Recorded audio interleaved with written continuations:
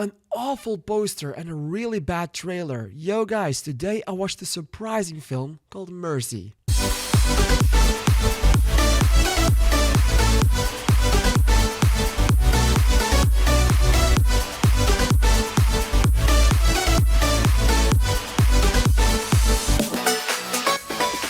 As I just told you in my little intro, I genuinely thought that the trailer for this film was pure hot garbage. I don't think that trailer succeeded in getting me excited for the film, but of course I wanted to watch it because it had Rebecca Ferguson and it had Chris Pratt, and it's one of the bigger films of January. So yeah, obviously I was going to watch it first thing I could, and I went to the first ever screening in Belgium, not counting the premiere, but just at my local movie theater. And I have to say that even though I thought the poster looked like it was made straight to VOD, not even a streaming service, just straight to VOD, just buy it for a few dollars and watch it. It looked like that poster. The trailer didn't do anything for me, but then the scores came in for this film, like the first original scores, and they weren't great, but they also weren't awful. And that is what caught my interest, because the scores were around a 6 out of 10, which I think is pretty great for a movie like this, especially on Letterboxd. Like on Letterboxd, gaining 3 stars can be counted as a pretty good score, especially for those more mediocre movies. That's a pretty damn decent score. A lot of people tend to give it a 2.5 or even less.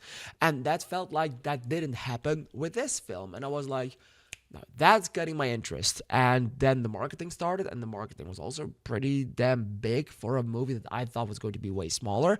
And I was like, okay, so that's interesting as well. So I went to see it, and I went in as open-minded as I could, but I do have to say that this film genuinely is a big surprise. I felt the tension of this film from start to finish. I do have to say it does kind of get big in the end, and everything they do with the editing, they just fire everything at ya, and it's bam, bam, bam, bam, bam, bam, from things happening, and sometimes, especially in the beginning when they are explaining everything to you, because this film is not show don't tell. This film is tell, and show everything with it.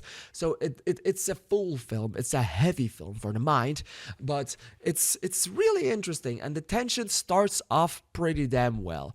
It's in some capacity, it does start off a little bit too far into the story already. Like this man wakes up in the chair and he is getting explained what mercy is, and there was a really good thing about that for us, so we know what mercy is and what the mercy program stands for and what it's trying to do. The fun fact about it is that the story they provided was for a character that not invented the mercy program but sent people to it. So there was something really interesting, because well, they could have saved some time if they did not do all of the explanations the entire time. A thing I absolutely loved for this film, though, is that they have 90 minutes to find a way for him to be able to say that he's innocent. And those 90 minutes are actually 90 minutes. The timer is accurate, and I love that. I think that is so good that they managed to do that. I always hate it when timers do not match up, so having an actuality of 90 minutes was pretty great. This is where the tension of the movie comes in, because the timer keeps going and going and going down, and you always feel the tension of that timer. Like, it has a continuous ticking noise that goes over the entire film, which I really love, because that added another layer of tension. And the tension I felt with this film is incredible. I was glued to the screen for the entire duration of it. And the best thing about it is, after a while, you really start thinking like, maybe this man is going to be guilty, or maybe this man is innocent, and they keep you guessing with the characters what might have happened, who did it do it, and how did the person do it. And I do have to say, I did catch on pretty early with my suspicions, and my suspicions were once again correct in the end. Still felt like the execution of the reveal was done in a pretty damn decent way, and I was actually kind of surprised by that. The only problem I had with the reveal is that the reveal came a little bit too early, so just so they could have this big spectacle of an ending scene to make sure that this film could be promoted in 40X and could be promoted in 3D and could be promoted in all of the other platforms. That's the only sad thing about it. This whole movie is also a big IMAX movie, which I don't really see why that could be something to hold on to for this film. I feel like it's just okay. It's perfect enough for a normal film because everything, and I feel like that is where a lot of audiences for this film are going to break down on this film. It looks like, feels like, and looks like, wait, did I say that? Looks like, feels like, is like a streamer. I think this film could be perfect on a streamer. Do I recommend you watching it in the movie theater? Yes.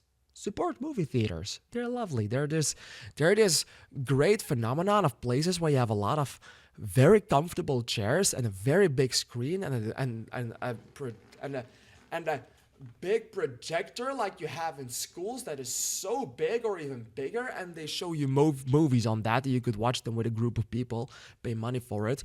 Sometimes too much money, but hey, it's the movie theater experience, and that is great. So always support those. Always support the chance when you have it. But this film, it doesn't really have a value in being a movie for a movie theater because it does really feel like a streamer film, at least for most part of the film, especially with what they did and with the story and with the locations provided. Locations were done in a pretty decent way. You have this big AI room where you basically just have this man strapped to his chair for 90 minutes, but to make sure that everything is happening around him. Like he could be at a party, at a barbecue, and he would just be like, he would be present in there. He would still be strapped to his chair, but the entire room around him will change, which is where my mind was like, okay, you have an AI playing judge, jury, and executioner in some sort of a courtroom.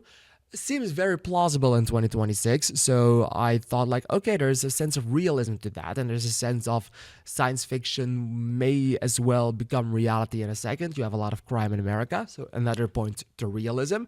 You have a lot of AI things in this film, which counts to realism. You have a lot of things that were counting as realism that made this film feel more like a realistic film instead than a science fiction film. But then you had some kind of a big hover drone that was flying people, that was flying the police over Los Angeles, and I was like, for a second, I'll take that. That could potentially happen in a few years, so I'll take that as realism. But then this film reminded me why it was fantasy. One of those officers manages to cross the entirety of LA in a few minutes. I've been there. That's fantasy. That's not true. That can be possible. So I was like, no. I don't believe that. You chose Los Angeles for your location, then make sure that you have more than 90 minutes because it will take you 40 minutes to get across LA. I mean, I tried it. I went from Santa Monica I went from the pier towards Hollywood in around 45 minutes. So don't cut me that shit with only 3 to 4 minutes to go there. So yeah.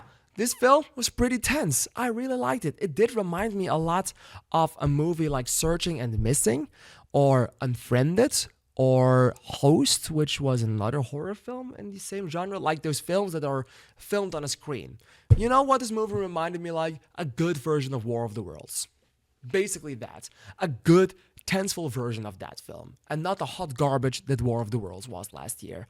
So yeah, I am really happy with Mercy. Is it a movie you have to see in the big screen?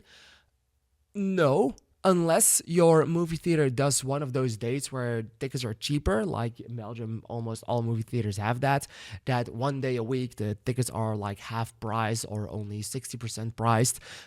Go that day. This is a perfect movie for that. Otherwise, I think you can wait for a streamer, but this movie screams Amazon Prime Video. It screams that. And that's okay enough. It's not worth IMAX. It's not worth ScreenX. It's not worth 40X. Not even 3D. Not even Dolby Atmos. But just go see it. It's really fun.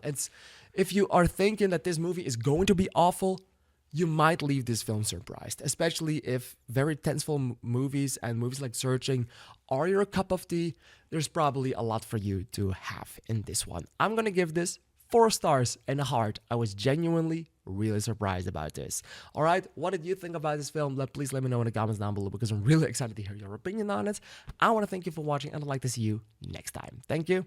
and bye bye.